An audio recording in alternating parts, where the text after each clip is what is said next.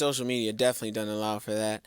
And even in the realm of hoarding and other excessive, compulsive behaviors, it's like, you know, when you see someone hoarding, I mean, instantaneously you're like, yeah, there's something wrong.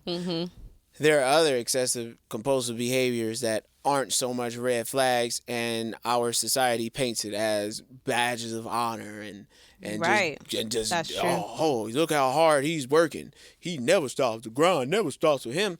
And in reality, like, they dying on the inside, like they mentally melting on the inside, and they're struggling, and they don't know how to make sense of it all. And I would just say, just as a disclaimer, we are not healthcare professionals.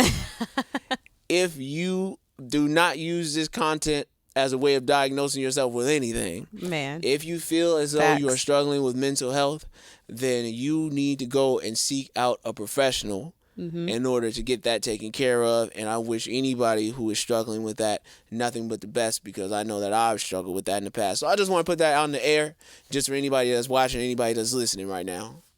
And I 100% agree. I've had my own struggles with mental health and depression throughout my life, and it is a bear. It is not fun, and it's something that everyone should really take seriously. And something that's helped for the both of us has been therapy. And I think that society makes therapy taboo, like especially our community, you know, and we almost make it seem like if you go to therapy, there's something wrong with you. But it's normal to have problems, and it's normal to want to talk about those problems with a neutral party who will hear you out.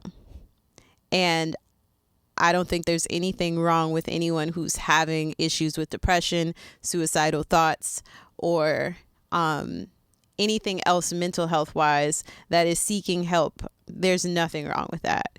And another thing that I wanted to touch on, since we're on the topic of mental health, is what 2020 did for most artists and people, for that matter, in the realm of mental health, because there was an exceptional amount of pressure being put on independents, especially, to do so many different things all at the same time. Got me feeling like this. I know. Man, y'all got Matt Beek sliding in the chair with his crunchy suit on. Now, this suit is crunchy, but I'm fly. Shout out to Iridium Life. You feel me?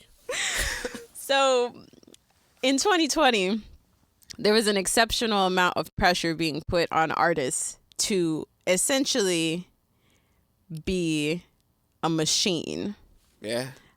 I personally saw 2020 as an opportunity for artists to reboot, to reset, regroup, and really think about what is going on in 2020, for one, and for two, how this new normal is going to affect them in other aspects of life.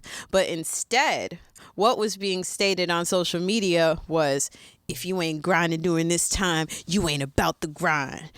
Oh, if you not putting out a song a week, you ain't doing blah, blah, blah with the music, and you not serious. And it was way... Meanwhile, bro is a keyboard warrior, and he's actually not doing shit with the music either. So Period. Let that sink in. Let's talk about it. And I was, instead of seeing people uplifting each other and saying it's okay to go to sleep, it's okay to take a break, it's okay to be overwhelmed and feel hopeless in the midst of a pandemic. Instead, everyone was trying to literally, even people who have never done this before, juggle a million things at one time. We were expected to be entrepreneurs. We were expected to start our own businesses. Even if we already had one, artists were expected to put out tons of music. Let's also keep in mind that now everyone wanted to be live all at the same time. I'm sure y'all remember when everybody was going live and you pop on Instagram and there'd be like 87 lives happening all at the same time. Now nobody goes live no more. Now nobody goes live anymore. And the pandemic is still here. Yeah. But there was so much pressure on the artists to go live, figure out how to do live performances. You got to hit up Twitch. You got to hit up Stage It. You got to hit up all these different platforms. And now everything is oversaturated because everyone's trying to do all the same things at the same time. And it was way too much pressure. And people were literally killing themselves to create content. And I found it to be very, very overwhelming, unnecessary, and unhealthy.